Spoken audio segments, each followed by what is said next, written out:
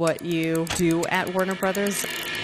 The most important thing, business of attention. There's nothing more valuable than somebody's time. How do you make sure that your consumers don't get fatigued? But then we also have this broad scale reach that's really, really valuable and rare in today's media ecosystem. When a brand comes to Warner Brothers, they have a budget to basically sprinkle in sports. Are impressions more important? Is it conversions and those actions that consumers take? Is it attention, time spent? Time and attention kind of combined is really the sweet sauce, I would say. You know, the fan crossroads a little bit now, more than ever, because they're attempting to find the game. From a fan perspective, what that's created is, a lot of confusion over where to watch the games, where to find the games. Welcome to the Money Signal podcast, from Main Street to Wall Street. Today I'm joined by Barry Gilbert, Director of Sales Research at Warner Brothers Discovery. Hi, Barry. Welcome. Hi, Tsvetta. Nice to be here. Appreciate it. It's amazing to have you on the Money Signal podcast, where we analyze all kinds of signals. I started first and foremost, with looking up specifically like what you do at Warner Brothers. Obviously, research is a very broad term. And then sales research is actually an even broader term. So while it sounds like a very easy title to comprehend, I almost feel like I'd love to hear in your own words, like, what does sales research mean? I help our ad sales team understand their clients' objectives and understand how we can pair that with our sports offerings. So on the ad sales team, we have a large amount of things throughout our portfolio in terms of entertainment, news, and sports. And we have industry-leading sports content from our relationships with the NCAA and NHL, Roland Garros, et cetera. And so throughout that broad portfolio, I'm tasked with connecting their objectives to what we can offer them as far as opportunities to advertise and sponsor with our programming. And my goal is to be a storyteller with data, and use that data as information that can help drive the sales process, whether it's pre-sale, optimization, or of course post-campaign and renewal process. Wow, this is very cool. I've worked in consumer insights for quite a bit now, and this actually sounds like a very smart/complex process in trying to understand consumers. So you're only focused on sports and basically the sport consumer. Is that right? Exactly. I mean, so we have a really large portfolio, as I mentioned. We own CNN and we have HBO Max. And so throughout all of that, we have a very, very dedicated sports offering that has a legacy in what was previously called Turner Sports and now is being branded TNT Sports. And that encompasses what I've mentioned before with our NHL, NCAA, NASCAR, Roland Garros, our digital extension and social extension on Bleacher Report. And so we have a really large portfolio just in sports. So we have a dedicated team of both sellers and researchers that are tasked with, understanding that sports audience and trying to figure out, how can we meet our clients' needs as well as, really, serve the fans ultimately in terms of the connectivity between those partnerships and what our fans are coming to expect from the high quality production that TNT Sports represents. That's really cool. So in having been in marketing for so many years now, one of the most interesting things that clients ask me or projects that I work on are actually customer profiles and customer personas. Yes. When it comes to the sporting customer persona, how would you describe the U.S. persona?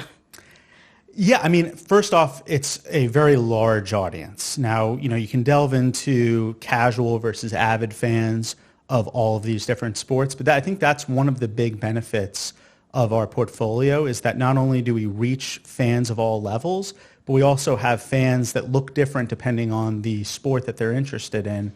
So, you might see with our tennis audience, that obviously is going to look a lot different, I think, than our NASCAR audience. And so, I think advertisers notice that and they understand that, yes, we can plug and play with different goals and objectives depending on, who our target audience is. We can match that to a certain type of audience within this broad sports portfolio. But then we also have this broad scale reach that's really, really valuable and very, very rare in today's media ecosystem. So there's really no one way of describing who a sports fan is. I think that that's really evolving, especially with younger consumers in terms of how they interact with sports. But, it's a large audience. It's very, very valuable, and it's very, very seamlessly able to integrate brands and sponsors, and I think that's what makes it really unique.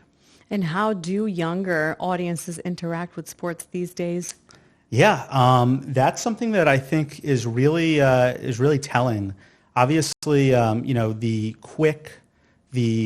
idea of getting information as quickly as possible, short form, is very typical of this younger generation, and we've noticed that in terms of wanting to meet their needs and demands for sports content. So I think we've had a lot of success with our acquisition. Since in 2012, we acquired Bleacher Report, and since then have built that, along with House of Highlights, into a premier social brand, as well as a brand, consumer-facing brand for fans to engage with our app and other owned and operated content. So Bleacher Report is kind of everywhere for the young fan, and I think that is one of our many ways of reaching that specific audience. But fans, I don't want to pinpoint, because demographically we tend to see trends skewing one way or the other, but younger fans do typically want highlights. They want quick instant analysis. They really, really enjoy, kind of the banter back and forth between fans and the social nature of fandom. So I think that all creates a content ecosystem where Bleacher Report has been able to thrive. And, we're just, really looking to serve the fans, as I mentioned before. And does that mean that in your role, you're more focused on the consumers and not so much on the brands? Or is it like they go hand in hand? Yeah, exactly. I mean, I think that we want to meet both parties where they are. And, what's really important from a brand perspective is not only do from a targeting perspective, how do we reach your target audience, but how do you reach engaged individuals? And I think that's really the differentiator, especially with sports, is the high level of engagement that we see with sports audiences as far as their, attention to what's happening on the screen, as far as their ability to recognize and appreciate brands that are associated with the leagues and the teams that they support. So, sports is just has a very unique space right now in the media ecosystem. Sports is, I think, one of the best industries in terms of who to market to and how to leverage, just because the fans are so engaged. Yes. Now, you mentioned a few things that I would love to cover. I'll start off with the first one, which is when brands want to have engagement from consumers and from fans. It feels like these last few years, more and more smaller brands emerge. And it's almost like now the space is becoming overcrowded. Years ago, decades ago, we had, you're a staple big brand. They advertise everywhere. You see them on billboards. You see them on media, not social media, but TV media.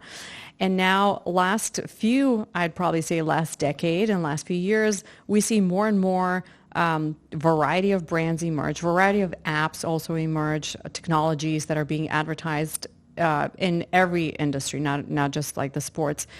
What's that almost like soft spot for like the brands that advertise, and to ensure that they're not in an overcrowded space and they're trying to hone in with the same message? Do you guys do any type of exclusivity in terms of, only one, for example, financial industry brand can advertise within a specific block? Or how do you make sure that your consumers don't get fatigued? Yeah, so I think ultimately, there's different rules for different leagues and sports, but the idea of an official marketing partner or official partner of a league or a team still exists, and those exclusivities certainly exist we, as the media partner, don't have, that type of exclusive nature in terms of our clients, but we respect and work with our league partners in terms of being able to translate those, those requirements and opportunities onto our screen where needed. So, example would be the NCAA, where we have an official relationship with them in terms of being able to sell their sponsorships across all their championship sports.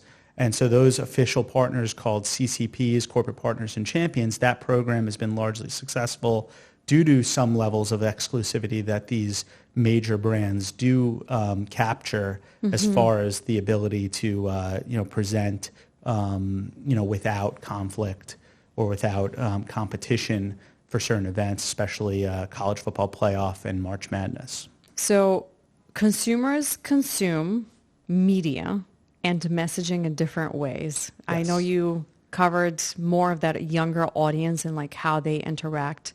And you mentioned also the fact that brands are looking for engagement and engaged audiences. Yes. Have you seen the consumer landscape in terms of engagement and media change? You mentioned you guys obviously you have your mainstream media, so the big TNT, then you have social, then you have different audiences that live across different segments. How do you see that landscape change and evolve? Have you seen that?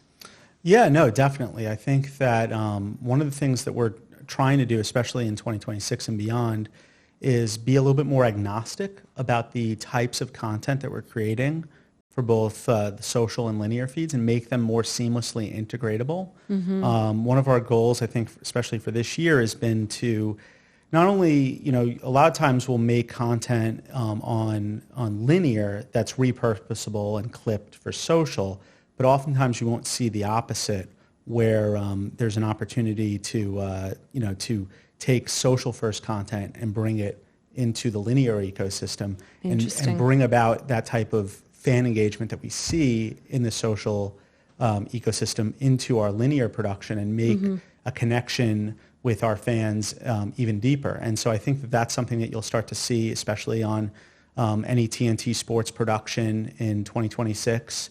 And, our goal is really just to, to serve the fan, like I've said a million times. So, in our estimation, it's how do we accomplish that? And so there's a few ways of doing that, obviously rewarding them in some ways for their engagement, and also obviously listening to their preferences and concerns as far as, how they want certain types of voices or content being represented within our broadcasts. A good example of that would be some of the altcasts that we've done over the last few years, trying to bring in new and different voices into the, very professional, sports production environment where, you might be used to an announcer and a color commentator.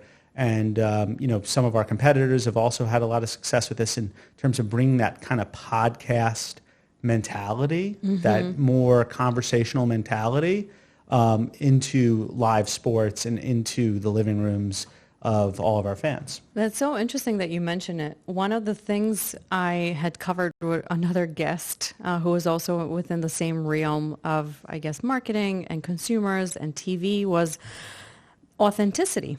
So authenticity and why social influencers have emerged has been because of the messaging that they deliver, the way that they deliver it.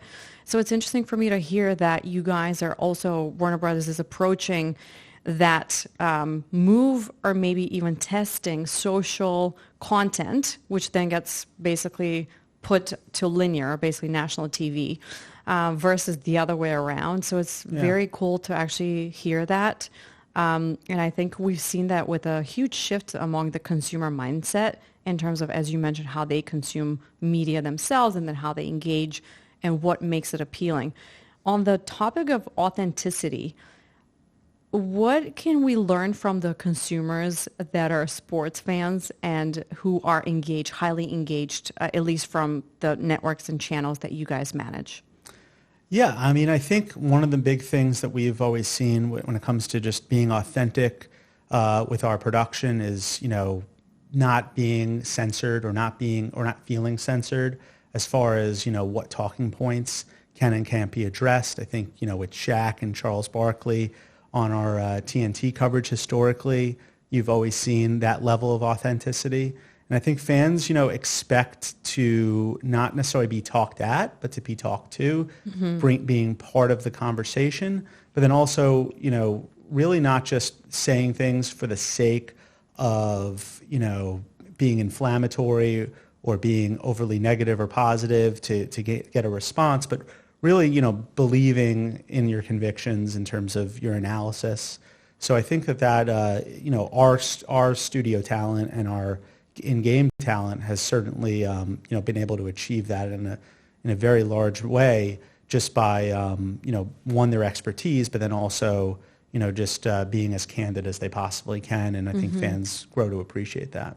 And when it comes to the consumer touch points, how do you guys work with AI? Have you implemented any AI in the process, whether it's creative or, again, consumer touch points across the funnel? How do you guys think of the AI? Yeah, I mean, I can't necessarily speak from the production standpoint, but I think from a research perspective, we're trying to, always leverage the newest, greatest tools. We have a lot of data. And we have a lot of different information systems that we use to access consumer data. We work with a number of different vendors. And, being able to consolidate that or, raise the most important, talking points that our sellers can then go out and take into the marketplace, we're going to try to use those tools to find those golden nuggets that are embedded within the data. Previously, a lot of times that, and still is our job as researchers and storytellers, but obviously these tools can assist us in that process. So, we're definitely leaning into it, trying to figure out ways to integrate as much data legally into our systems. And no doubt, we want to, be at the forefront of all new technology when it comes to presentation of the games as well as, behind the scenes and how we're doing our work. I love that you mentioned you guys are sitting on so much data. That's actually just, I love the sound of data. I think data is what reveals the true story behind every single scenario, whether it's in marketing or just in general life. That's actually why we call the podcast the money signal, because data equals signals. When you think of consumer data, are there any data points that are incredibly useful and you basically look at day in, day out? That's like the golden mine of data sets. And if so, what are those data points? I mean, I think the most important thing, we're in the business of attention, and there's nothing more valuable than somebody's time.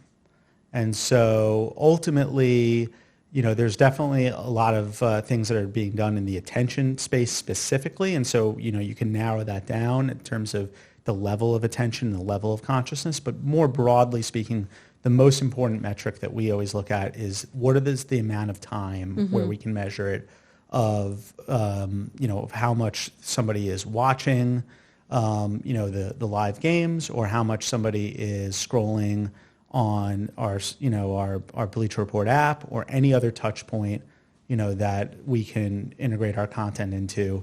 And understanding how those time dynamics work within the flow of somebody's day, presents a lot of unique opportunities for marketers.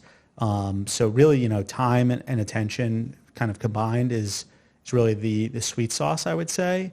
And then you take that and you take, the engagement, which, we can define in a social setting as maybe, taking an action on a post or something like that. Or in a real life setting, where we do a lot of attribution work, understanding how consumers then, may have, interacted with our content and our partners, our brand partners, and then took some sort of action or behavior around, buying or searching even for something that was advertised. So, you combine the time spent that people are dedicating towards our content, along with the actions and behaviors of people, and that's really where the narrative is made. And is that, if you had to maybe know or guess, I'm not sure if you're if that's in your wheelhouse. But from brand perspective, when a brand comes to Warner Brothers and they have a budget to basically sprinkle in sports, are impressions more important? Is it conversions and those actions that consumers take? Is it attention, time spent? What would you say they care about most? Yeah. So on the surface, obviously, we still deal, as far as transactional nature, largely in impressions, but things are shifting. Marketers are, becoming more nuanced in terms of what they're interested in as far as, attitudinal metrics and attribution metrics that can really then, showcase the ROI or the value of their investment. So I think it goes both ways. I think they want to see that the campaign delivered in terms of what was contractually promised, but I think that the nature in terms of those contracts are starting to shift a little bit. You see more experimentation being done in terms of, creating different markers for success. I think we'll start to see more deals in the future being guaranteed on certain types of outcomes. So there's no doubt that that's going to happen. I think it just comes down ultimately to where are the agencies at and the marketers that their clients and where are they most comfortable sitting in terms of how they translate what they're investing into actionable outcomes, and how is that measured appropriately and in a trustworthy way, which I think is really the key. Ultimately, we've had one big data company, especially in the linear ecosystem, that has managed to be that source of truth for a very long time. And so I think, the reason behind that often is because of the trust that they've been able to build as far as, being the third party that everybody goes to. And so, I think that type of trust and that type of, ability to translate, the outcome in a benchmarked and a systemic way is very important, and it's a big threshold, I think, that has to be overcome until we see more of that. That's actually lovely what you just mentioned, trustworthy ways. Yeah. Because as we know, data could be manipulated, right? Researchers very often, depending on who the client is and what the objective that they came for was at the beginning of the campaign. I've seen firsthand many agencies, because obviously in a non-trustworthy way, manipulate some of the results. And I understand exactly what you're saying when it comes to obviously measuring outcomes for clients and helping them understand their return on investment. Yes. And how they can move the needle when it comes to whether it's brand awareness, campaign conversion, or whatever objective they came with. When it comes to the consumers and who you guys market to, how do you approach basically the brand coming and saying, I have a specific marketing budget? So I won't use any numbers. I would say I'll use a round number of $1 million, but do you, most of the time, are you guys the ones that make a recommendation and say, all right, 30% of your budget should go to linear, some should go to over the top, some should go to traditional, so like, again, bleachers, and others? How do you best connect with the customer to understand where and how to spend their budget in order for them to get the most ROI?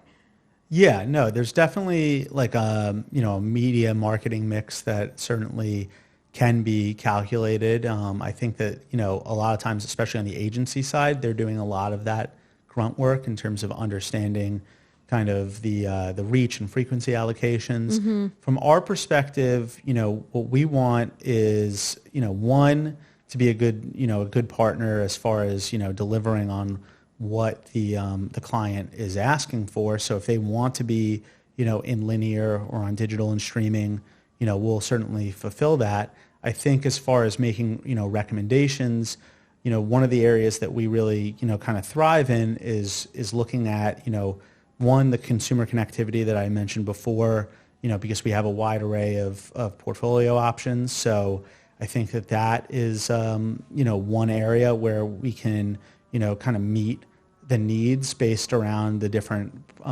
content offerings. And that's not just the type of sport, but then also maybe the platform, the same sport. I think we had a request earlier today that is kind of relevant with tennis. Tennis is, typically an older audience, especially on linear television. But the Bleacher Report tennis audience looks a lot different. And so, somebody that wants to be involved in tennis but also wants to, reach a younger consumer and fan, they might, see a Bleacher Report opportunity within the sport as a place to kind of start.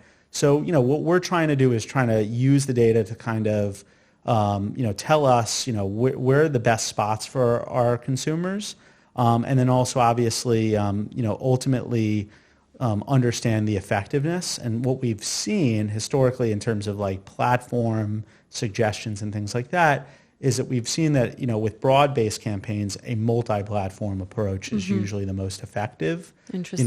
If you really want to get niche and targeted with certain things, then you might want to go to one or the other. But for the most part, we've seen the biggest lifts in terms of brand metrics when consumers are being reached across the funnel because, most fans, especially for a product like the NCAA tournament, for example, which just concluded a few weeks ago, they're watching in a number of different ways. They might be consuming on their phones, 1 minute, just in terms of looking at the March Madness Live app for either live game updates or checking on their bracket or checking the scores. The next minute they might be walking into a bar or walking home, watching on the linear television screen. The next minute, or the next day, they might be in the office and streaming it on their desktop, in order to watch it while they're working. So all of these different behaviors can be captured throughout the life cycle of a sports fan's day. And so being cross-platform and kind of truly recognizing that fans are, especially avid fans, are going to be trying to seek out this content no matter where they are or when it is really valuable. So that's one of the big advantages I think that we have in terms of our ability to now not just be limited to the television screen. One of the questions I wanted to ask you is actually shifting away from the general marketing fluff and strategies.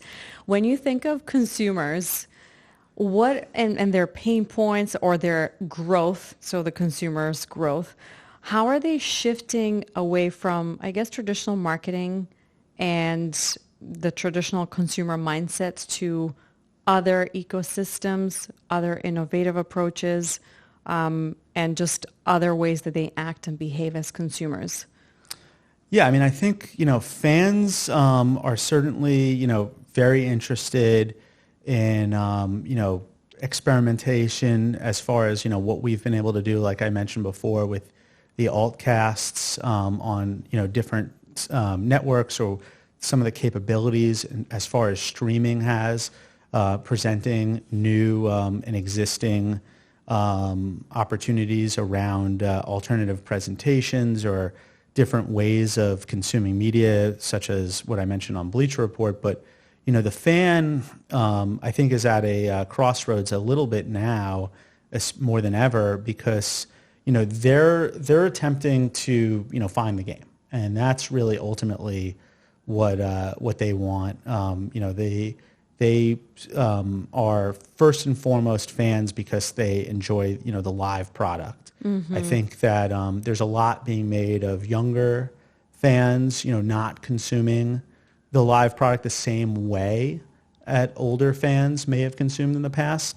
But I think that ultimately that fandom is being expressed not only differently, but also that fandom has its own evolution as people age. So as an industry, I don't think we're all that concerned as far as, the larger, macro changes with regards to fandom. But what we are interested in is making sure that consumers are confident and happy in terms of, how they can access the content that they need. And so one of the big challenges right now, I think, is the fragmentation of the sports ecosystem in the sense that, sports is as popular as ever. Our ratings are as high as they've ever been. League rights and as well within the media rights as well as the franchise values are as high as they've ever been. So sports is a largely successful media and entertainment ecosystem. But with that has come a large amount of change as far as who is broadcasting all of these games and all of this content. Mm-hmm. And so one of the things that the leagues have been able to take advantage of is the fact that there's a lot more bidders out there. So, it used to be you would have the legacy, we'll call them, media networks, mainly, kind of propped by the broadcast network and then, kind of, joining the cable ecosystem. So you have Disney, NBC, Universal, previously, Paramount, now Skydance Paramount. Mm-hmm. You have Fox, and then you have, Warner Brothers legacy, which our legacy is with Turner Broadcasting. And so there's been a lot of, change there alone just within the media ecosystem itself, the legacy ecosystem. But then in addition to that, you've seen Netflix, Amazon, and the like all kind of, want to dabble to different extents and different degrees into adding sports into their lineups and into their portfolios. So, from a fan perspective, what that's created is, a lot of confusion over where to watch the games, where to find the games. A good story I have is, we just unfortunately had to, move on from our NBA relationship as far as the linear television rights are concerned, and now under the new NBA rights agreement, it used to be ESPN and Turner. Now it's ESPN, NBC, and Amazon, and so you add a third party to that mix. In addition to the fact that NBC also sometimes will exclusively air games only on Peacock. So you have all these different, channels between ABC, ESPN, and then obviously what ESPN is doing with their streaming.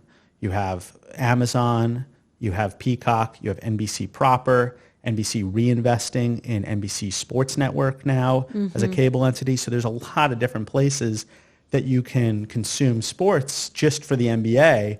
And that, during the regular season, at least now we're in the playoffs, but during the regular season, that would vary by day of the week. And I saw this little magnet on my friend's refrigerator because he works at the league, and it was kind of breaking down how that schedule works, Monday through Sunday. And as a fan, I just kind of laugh because it can be it can be daunting. The old cable bundle is kind of being forcibly recreated within each consumer's wallet. They have to kind of recreate that bundle in order to access all of this. What we do see, though, is that a very large core audience that is subscribing to legacy platforms, whether that's broadcast especially, but then of course cable and satellite, and then the virtual MVPDs like a Sling or a DirecTV stream or a YouTube TV. Those are being essentially driven by sports fandom.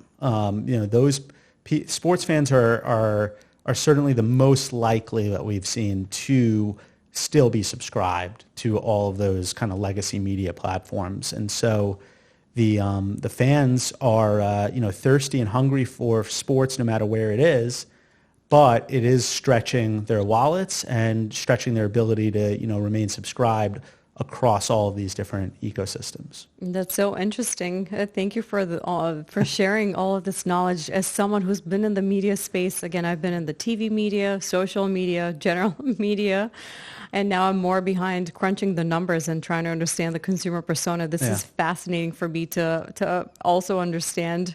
Yeah. I wanted to ask you, one of the last questions I wanted to save was actually around like the global aspect of sports, which is, I know obviously Warner Brothers operates globally. Yes. And sports is actually probably one of the only international language when it comes to fans, because you don't need to speak any language in order to be able to follow what's going on in sports, right? Yep. And everything that gets broadcasted in the US is obviously broadcasted abroad as well. So there's this huge element of like the international audience and international customers too. Do you guys do anything with global audiences? How do you approach that aspect? Yeah, I mean, so I work, specifically supporting U.S. domestic ad sales, but as a company, we're, heavily invested, especially in Europe, in the presentation of sports in those markets. The World Cup is coming up, and there's a lot of excitement, not only around Team USA, but just the whole globe kind of focusing on the United States, Mexico, and Canada as they host. And so, there's certainly a lot of opportunity, especially on some of our digital channels, mention again Bleacher Report, where we're covering, not just, what's happening for the United States, but for, all international markets. And that may be, something that gets picked up or is of interest, not just to our U.S. audience, but to our global audience. And so, there's plenty of opportunity to engage with the sports fan globally. On the digital side, we're a little more limited in terms of what, I described as that, linear ecosystem in terms of directly presenting them the live games. That is kind of limited to the United States.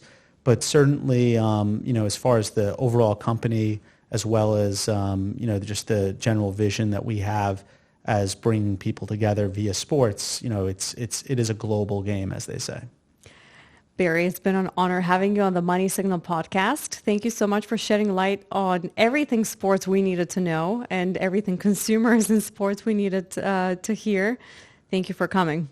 Yes, Tsvetta, really appreciate the time and, happy to be here. Thank you guys so much for being with the Money Signal podcast. Myself, Tsvetta Kalinska, is your favorite host, and my guest, Barry Gilbert, who joined us today to tell us everything we needed to hear about sports and TV. Stay tuned for more exciting episodes and make sure you follow our social media handle, moneysignal.podcast, across all social media platforms, and check out our website, moneysignalpodcast.com, for more exciting content. Stay tuned.